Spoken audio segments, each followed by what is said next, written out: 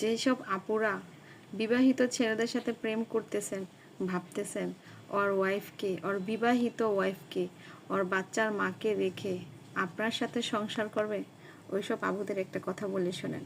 আপনারা কি জানেন, আপনারা হচ্ছেন সিগারেট আছে না, সিগারেটের মতো। যতক্ষণ আপনাদের রূপের যৌবনের আগুন থাকবে ততক্ষণ আপনাদেরকে বিবাহিত পুরুষরা মূল্য দিবে। যখনই আপনাদের রূপ যশ যৌবনের আগুন নিভে যাবে তখন পায়ের নিচে ফেলে পায়ে পিষ্ট করে ফেলে দিবে। আরেকটা কথা বলে শোনেন, আপনাদের সাথে একদম যায়। সেটা হলো কি জানেন, চায়ের দোকানে কাপ দেখেন না, ওখানে যে অনেক মানুষ ওই কাপে চা খায়, কিন্তু কখনো কি দেখেছেন কোনো ছেলে ওই কাপ নিয়ে বাসায় চলে আসে? কখনো না। ওই কাপ কিন্তু কেউ বাসায় নিয়ে আসে না। ওই কাপটা চায়ের শেষে, খাওয়ার শেষে ওইখানে ফেলে দিয়ে চলে আসে।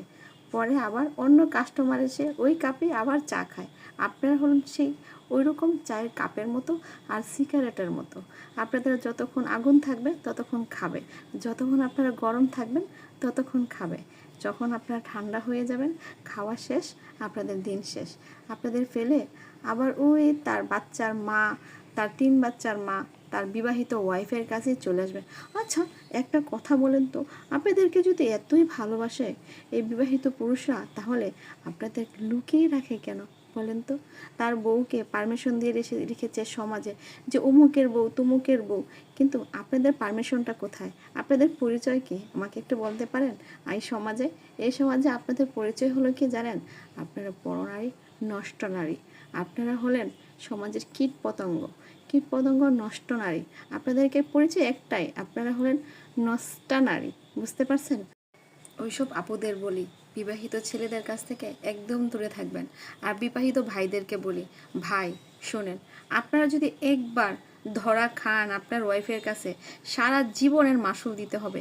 কখনো কোনো সময় আপনার বউ কিন্তু জেনে শুনে ক্ষমা করবে না।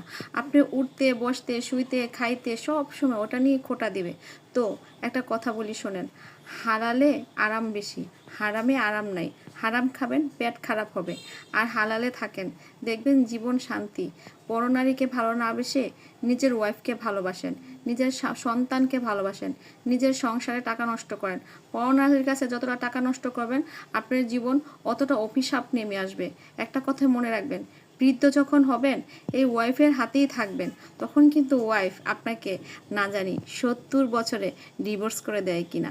কারণ যৌবনে যদি আপনার ওয়াইফকে সময় না দেন, তাহলে কিন্তু বৃদ্ধকালে আপনার ওয়াইফ আপনাকে একদম এই যৌবনের নষ্ট করার কারণে আপনার বৃদ্ধকালটা নষ্ট করে দিবে। যৌবন নষ্ট করলে কিন্তু ভাই কষ্ট কম, কিন্তু বৃদ্ধকালে যদি আপনার বৃদ্ধ সময়টা নষ্ট করে দেয়, তখন কিন্তু যাওয়ার কোনো উপায় থাকবে না। কারণ কি জানেন, তখন কোনো পরনারী আপনার সঙ্গ দিতে আসবে না, একমাত্র আপনার ওয়াইফই হবে তখন সঙ্গী। বুঝতে পারছেন?